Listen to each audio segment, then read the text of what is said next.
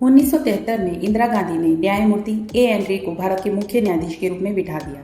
वो भी तब जब उनसे वरिष्ठ न्यायाधीशों की लिस्ट जैसे न्यायमूर्ति J.M. शेलार, K.S. हेगड़े और A.N. ग्रोवर सामने थी। अंततः हुआ यह कि नाराजगी के रूप में इन तीनों न्यायाधीशों ने इस्तीफा दे दिया।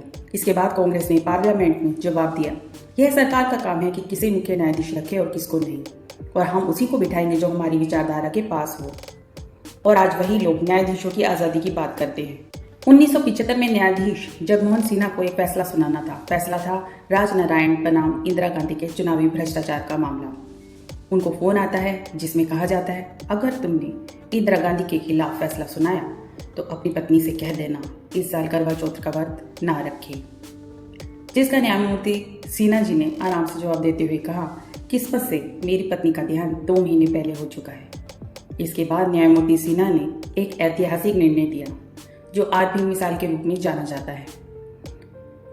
इसने कांग्रेस सरकार की चूल्हे हिला दी और इसी से बचने के लिए इंदिरा गांधी और कांग्रेस द्वारा इमरजेंसी जनता पर थोप दी गई। 1976 में A.N. रे ने इंदिरा गांधी द्वारा खुद पर किए गए एहसान का बदला चुकाया। शिवकांत शुक्ला बनाम ADM जबलपुर के केस में उनके द्वारा बिठाई गई पीठ ने उनके सभी मौलिक अधिकारों को खत्म कर दिया।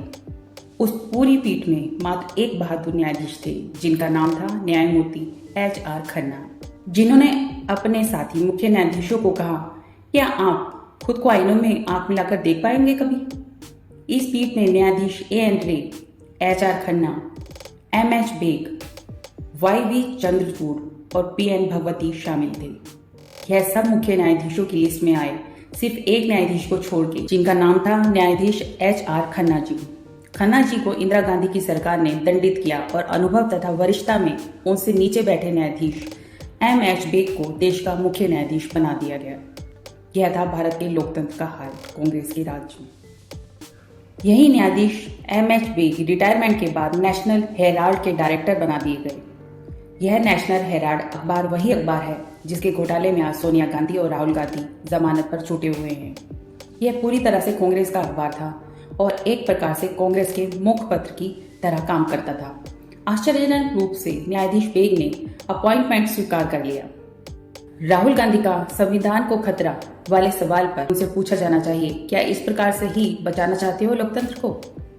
बात यहीं खत्म नहीं होती, बल्कि 1980 में इंदिरा गांधी सरकार में वापस आई और इसी M.H. बेग को अल्पसंख्यक कमीशन का चेयरमैन नियुक्त कर दिया गया। वह इस पद पर 1988 तक रहे और उनको पद्म विभूषण से राजीव गांधी की सरकार द्वारा सम्मानित किया गया। 1962 में न्यायाधीश बहरुल इस्लाम का एक और नया केस सामने आया जो आपको जानना अति आवश्यक है। श्रीमान इस्लाम कांग्रेस के राज्यसभा के MP थे 1962 के दौरान ही, और उन्होंने कांग्रेस की टिकट पर लोकसभा का चुनाव भी लड़ा था, हार गए थे। वो दोबारा 1968 में राज्यसभा के MP बनाए गए, कांग्रेस की ही तरफ से, सीधी सी बात है।